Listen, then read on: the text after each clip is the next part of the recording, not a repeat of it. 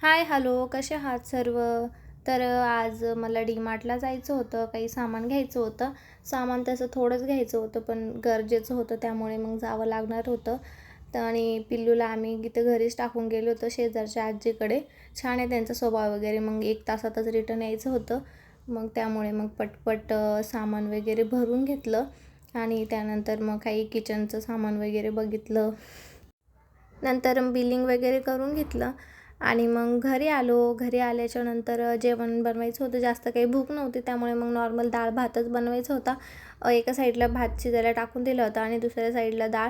त्यानंतर मग डाळ शिजल्यानंतर मग डाळीला तडका वगैरे देऊन दिला. असं डाळ भात ना माझा फेवरेट आहे. मला रोज जरी दिला ना तरी पण मी नाही म्हणणार नाही. त्यानंतर सर्व बनवून रेडी झालं आणि जेवायला घेतलं. असं जेवणाबरोबर कुरकुरे कोणाला आवडतात, मला तर खूप जास्त आवडतात. त्यानंतर जेवण केल्यानंतर थोडीशी मिठाई आणि आईस्क्रीम एन्जॉय केली. आणि थँक्यू फॉर वॉचिंग. भेटूया उद्याच्या ब्लॉगमध्ये. तोपर्यंत बाय बाय.